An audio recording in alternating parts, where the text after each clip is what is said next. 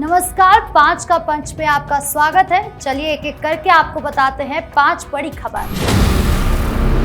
अयोध्या राम मंदिर मामले में चंपत राय से पुलिस की पूछताछ में क्या कुछ हुआ, मैं आपको बताऊंगा। मैं बताऊंगा भरत तिवारी केस से जुड़ी बड़ी खबर। मैं आपको बताऊंगी सम्राट चौधरी का दिल्ली दौरा क्यों अहम। मैं आपको बताऊंगा फैजल खान के दोनों बॉडीगार्ड को लेकर क्या हुआ बड़ा खुलासा। 5 के पंच में अब्बाद राबड़ी आवाज पर मचे सियासी घमासान की।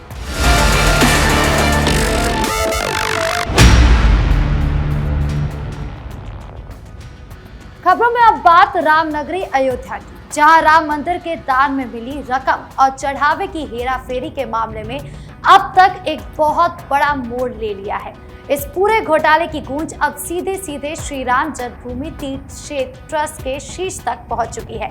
इस मामले में सबसे बड़ी खबर यह है कि यूपी पुलिस और एसआईटी की टीम ने ट्रस्ट के पूर्व महासचिव चंपत राय का बयान दर्ज किया है और उनसे घंटों तक कड़ी पूछताछ की है। चंपत राय, जिन्होंने हाल ही में इस पूरे विवाद के बाद नैतिक जिम्मेदारी लेते हुए अपने पद से इस्तीफा दे दिया था, उनसे पुलिस ने इस घोटाले की परतों को खोलने के लिए कई तीखे सवाल पूछे हैं।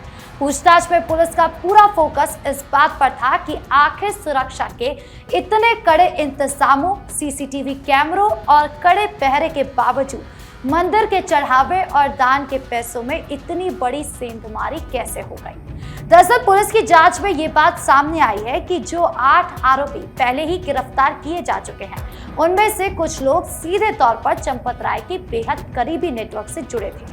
पुलिस ने चंपत राय से पूछा कि इन कर्मचारियों की नियुक्ति किस आधार पर की गई थी और जब दान की रकम को काउंसलिंग रूम में बैंक और ट्रस्ट के खातों में ट्रांसफर किया जा रहा था, तब उनकी ऑडिटिंग और निगरानी में इतनी बड़ी लापरवाही कैसे हो गई। पुलिस ने चंपत राय के सामने अब तक बरामद किए गए करीब 80 लाख रुपए कैश और विदेशी करेंसी के सबूत भी रखे।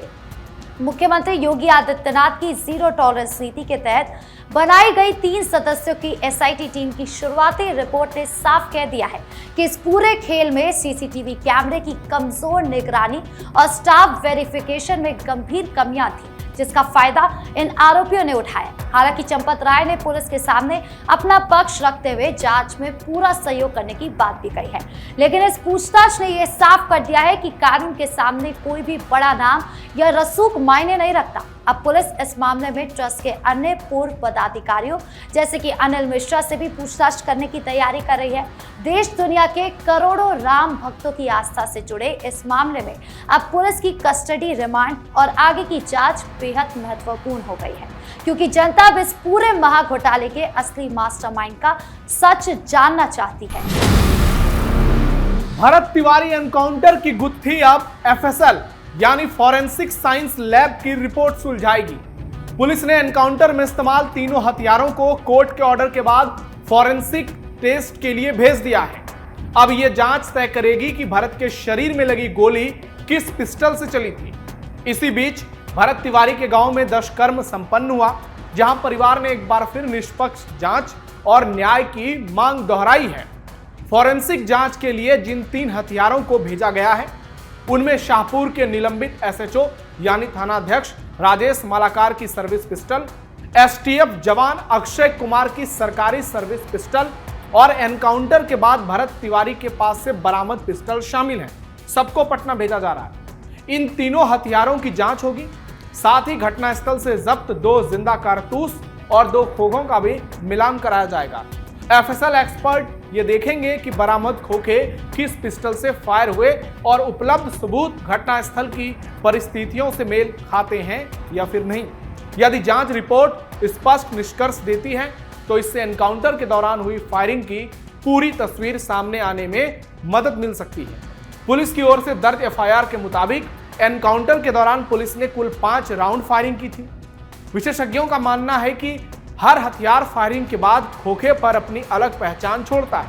इसी आधार पर यह पता लगाया जा सकता है कि कौन सा खोखा किस पिस्टल से निकला था। चूंकि तीनों हथियार जांच का महत्वपूर्ण हिस्सा है, इसलिए उन्हें फॉरेंसिक जांच के लिए वहां भेजने के लिए पहले कोर्ट से ऑर्डर लेनी पड़ी।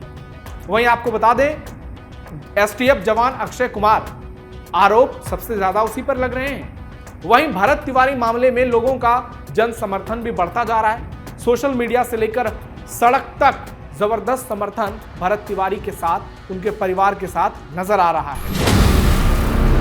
बिहार में बड़े इंफ्रास्ट्रक्चर प्लान को लेकर आज एक अहम दिन माना जा रहा है। मुख्यमंत्री सम्राट चौधरी दिल्ली दौरे पर रहेंगे, जहां उनकी मुलाकात केंद्रीय सड़क परिवहन एवं राजमार्ग मंत्री नितिन गडकरी से होगी। इस बैठक पर सिर्फ बिहार की ही नहीं बल्कि उन लाखों लोगों की नजर भी है जो सालों से ही बेहतर सड़क और आसान सफर का इंतजार कर रहे हैं। बैठक का सबसे बड़ा फोकस करीब 15,000 करोड़ रुपए की सड़क और पुल परियोजनाओं को तेजी देना होगा।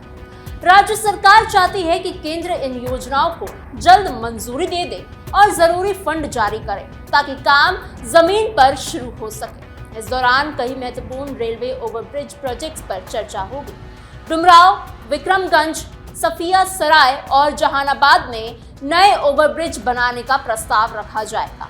अगर इन परियोजनाओं को मंजूरी मिलती है तो रोजाना रेलवे फाटकों पर लगने वाली लंबे जाम से लोगों को राहत मिल सकती है और सफर काफी आसान हो जाएगा। बैठक में अरवल बिहार शरीफ सड़क परियोजना भी बड़ा मुद्दा रहने वाली है। ये सड़क दक्षिण और मध्य बिहार को बेहतर तरीके से जोड़ेगी। उम्मीद है कि इससे व्यापार, ट्रांसपोर्ट और स्थानीय विकास को नई रफ्तार मिलेगी। इसके अलावा बेतिया, समस्तीपुर और औरंगाबाद बाईपास परियोजनाओं की प्रगति पर भी चर्चा होगी। इन बाईपास के बनने से शहर के अंदर ट्रैफिक कम होगा और लंबी दूरी तय करने वाले वाहनों को राहत मिलेगी। मुख्यमंत्री सम्राट चौधरी जयनगर के कमला नदी पर 2 नए पुल बनाने का प्रस्ताव भी रखेंगे। माना जा रहा है कि इससे मिथिलांचल क्षेत्र की कनेक्टिविटी मजबूत होगी और सीमावर्ती इलाकों तक पहुंचना आसान बनेगा।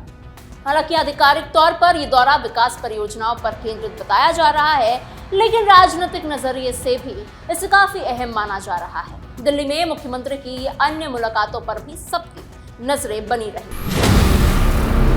पुलिस की जांच में फैजल खान के दोनों बॉडीगार्ड के हथियारों के वेरिफिकेशन के दौरान कई चौंकाने वाली जानकारियां सामने आई हैं।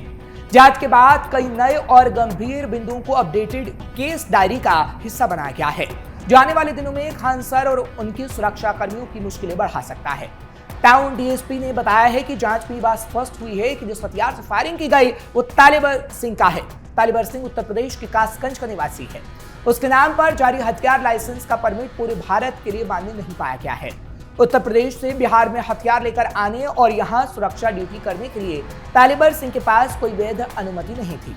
इसके बावजूद वो बिहार में अवैध रूप से बॉडीगार्ड की नौकरी कर रहा था। वहीं दूसरी तरफ बॉडीगार्ड प्रदीप के पास ऑल इंडिया का लाइसेंस था। हालांकि दोनों पर फायरिंग करने का आरोप है। इस मामले की जांच चल रही है। फिलहाल दोनों जेल में बंद हैं। टाउन एसडीपीओ 1 ने बताया कि इस पूरे मामले की गहनता से वैज्ञानिक और कानूनी जांच की जा रही है। हथियारों के लाइसेंस और उनके परमिट से जुड़े दस्तावेजों को खंगाला जा रहा है, जिसमें गंभीर अनियमितताएं पाई गई हैं। ऐसे में उनके लाइसेंस रद्द कर हथियार सीज किए जा सकते हैं। वहीं फायरिंग मामले में कोर्ट से सजा सुनाई जा सकती है। जांच में भी सामने आया है कि गैर कानूनी तरीके से हथियार लेकर बिहार में नौकरी करने की जानकारी स्थानीय प्रशासन, आर्म्स मजिस्ट्रेट या संबंधित थाने को नहीं दी गई थी। पुलिस ने बताया कि जब तालिबर सिंह को अपने बॉडीगार्ड के तौर पर हायर किया गया था, तब उन्होंने भी इसका कभी पुलिस वेरिफिकेशन नहीं कराया। पूर्व मुख्यमंत्री राबड़ी देवी ने 10 सर्कुलर रोड के सरकारी बंगले को खाली करने के लिए फिर आनाकानी की है। उन्होंने फिर सरकारी आवास खाली करने के लिए बिहार सरकार से मोहलत मांगी है। राबड़ी देवी ने भवन निर्माण विभाग को खत लिखकर आवास खाली करने के लिए 5 जुलाई तक की मोहलत देने को कहा है। 5 जुलाई को राष्ट्रीय जनता दल का स्थापना दिवस भी है। अतिरिक्त समय मांगने के पीछे वजह बताई जा रही है चार्ज रजिस्टर। इस चार्ज रजिस्टर में उन सभी सरकारी सामानों का विवरण दर्ज है जो साल 2006 में आवास आवंटित करते समय राबड़ी देवी को दिया गया। अब खबरों की माने तो ये रजिस्टर अभी तक उन्हें नहीं मिला है। राबड़ी देवी चाहती है कि बंगला खाली करने से पहले चार्ज रजिस्टर में दर्ज सामानों का मिलान बंगले में मौजूद चीजों से कर लिया जाए, ताकि भविष्य में किसी तरह का विवाद पैदा न हो। उन्होंने भवन निर्माण विभाग से सामानों की पूरी लिस्ट मुहैया कराने के साथ साथ उन्हें आवंटित नए आवास में चल रहे कामों की स्थिति की जानकारी भी देने को कहा गया है। भवन निर्माण विभाग के सचिव को भेजे गए खत में राबड़ी देवी ने यह अनुरोध किया कि जब वो आवास खाली करें उस समय विभाग का एक अधिकारी मौके पर मौजूद रहे। इधर आरजेडी नेता भोला यादव ने कहा है कि जब तक चार्ज रजिस्टर मुहैया नहीं कराया जाता तब तक आवास खाली करना मुमकिन नहीं होगा। इस बीच आज राबड़ी देवी के सरकारी आवास के बाहर काफी हलचल देखी गई। घर से कुछ सामान ट्रकों में लाद कर ले जाया गया। वहीं आरजेडी सुप्रीमो लालू प्रसाद यादव भी बिना सुरक्षा कर्मियों के आवास से बाहर निकलते दिखाई दिए। आरजेडी के सीनियर नेता अब्दुल बारी सिद्दीकी ने बताया कि लालू प्रसाद यादव टहलने के लिए बाहर निकले थे। उन्होंने कहा कि उनका स्वास्थ्य पहले की तुलना में बेहतर है, हालांकि अभी पूरी तरह से स्वस्थ नहीं है। बिना सुरक्षा के बाहर निकलने के सवाल पर सिद्दीकी ने कहा, अगर सरकार को किसी तरह का सुरक्षा का खतरा नहीं लगता तो ये सरकार का फैसला है, लेकिन 10 सर्कुलर रोड का ये बंगला अब सियासी गलियारों में एक चर्चा का विषय जरूर बन गया। और जिस तरह से इस बंगले को खाली करने के लिए राबड़ी देवी बार बार आनाकानी कर रही हैं, उससे भी कई सवाल और शक पैदा होता है। तो 5 के पंच में आज के लिए इतना ही। वीडियो कैसा लगा कमेंट करके अपनी राय जरूर दें। वीडियो को लाइक करें, शेयर करें और कैपिटल टीवी को सब्सक्राइब जरूर करें। धन्यवाद।